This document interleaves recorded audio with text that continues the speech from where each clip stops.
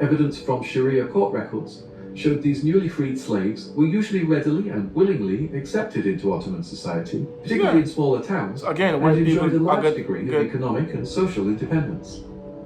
blended Let's into talk about society. the darker part of slavery in the Ottoman Empire, because slavery in general isn't dark enough. The sexual slave trade. Pause. So that's mean you become a slave for 9 years as a white slave or white slave person, but you get the chance to get embedded and mix into the citizenship. But they didn't say anything about the white. I don't know if the black slaves had that same advantage of blending into the society when they are free as a slave.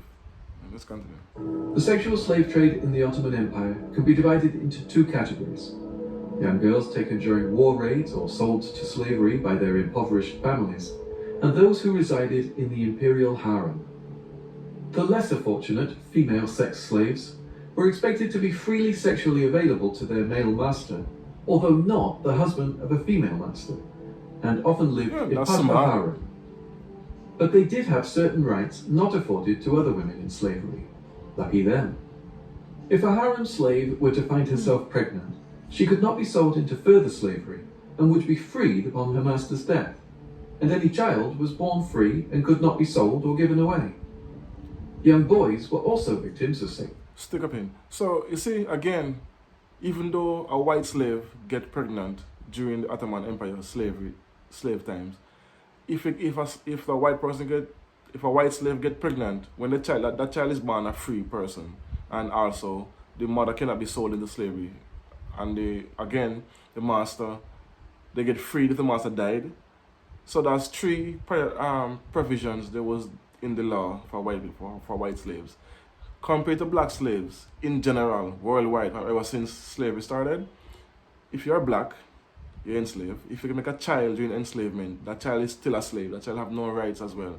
And if that child come and grow up and make a child and make a child and make a child. So throughout history, black people, kids raise up, make kids raise up, and they're all slaves. They have no right. But they say a white slave have a child is free, and the mother cannot be put into enslavement after that. So you see, again, in every way, white slaves had the upper hand on the black slaves. Even though and this is a sex worker. So even a sex worker have more rights than a normal slave person, black or white.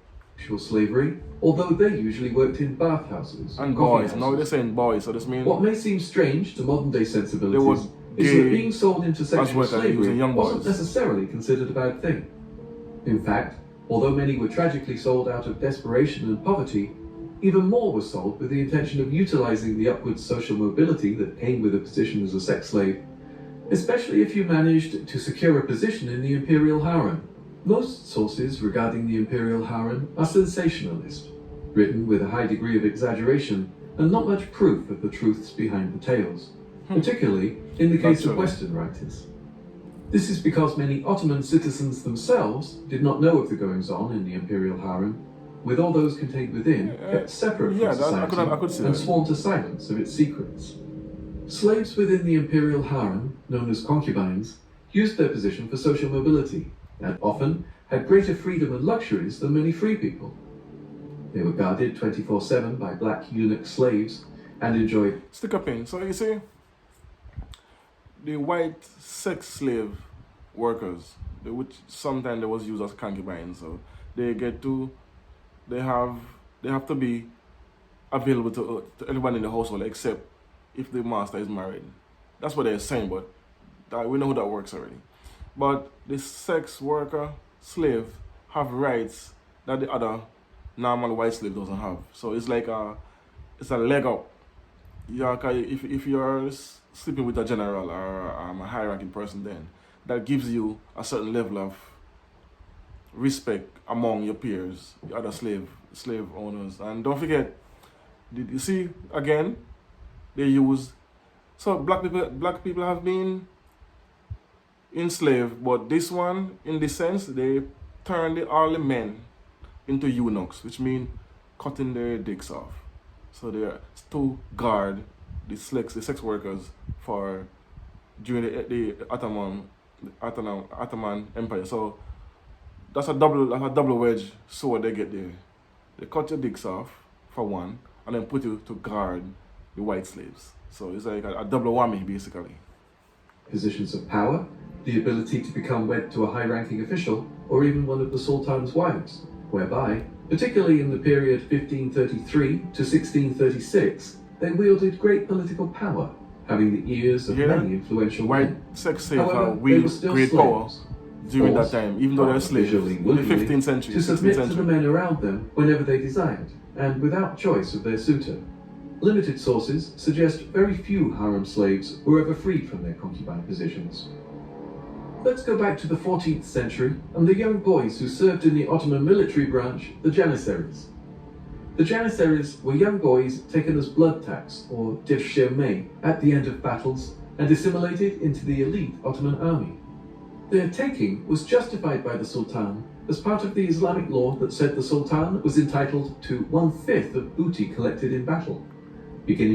So the Sultan, which is the king, whatever in every war, they get 1/5 of everything seized, basically, that's what he's saying. Include young boys to join in the army, in the Sultan army as well. So I don't know if that's if it's only for the slave, if it's only for joining the army, or they had other, are they put them in bathhouses and tea houses where they serve men, young boys serve men. I don't know how that works out when that happens.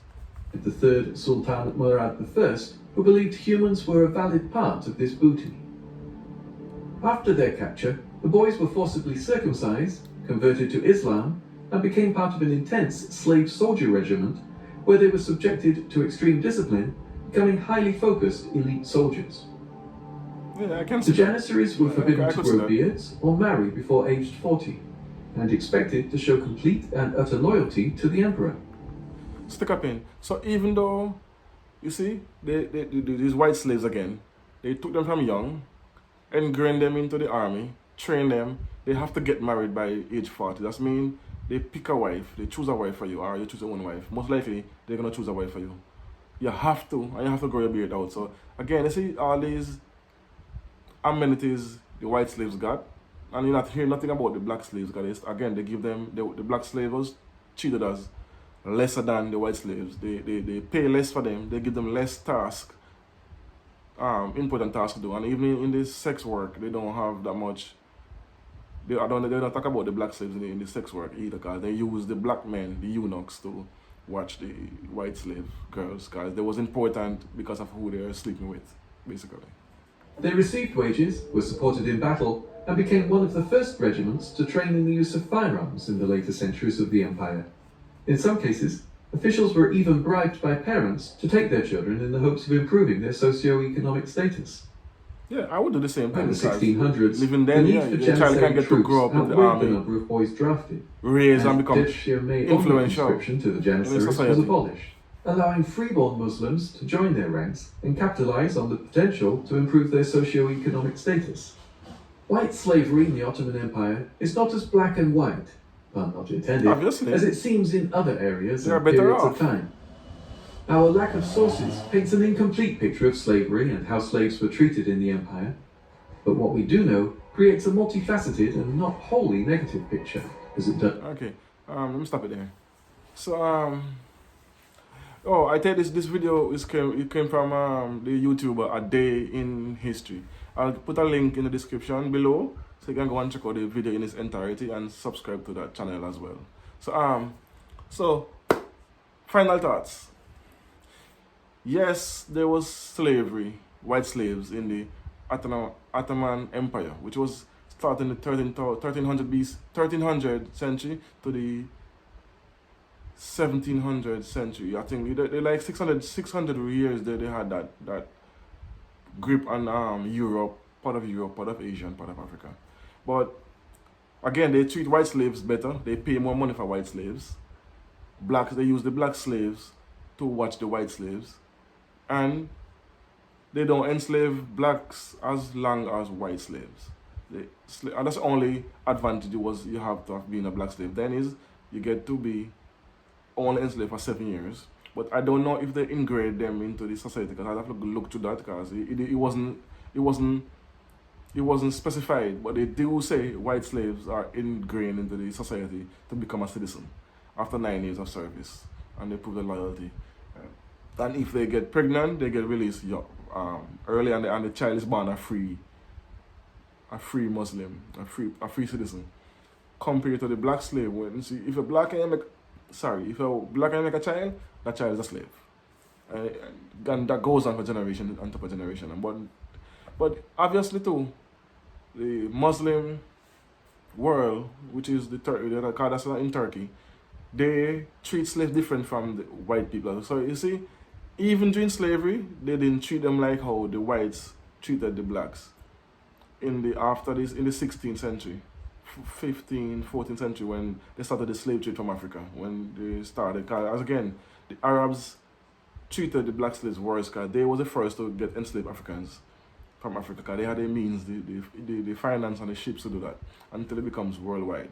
So even then, still America take the slave trade and multiply it by a couple times over to get that influence in wealth and land, and get a leg up through history.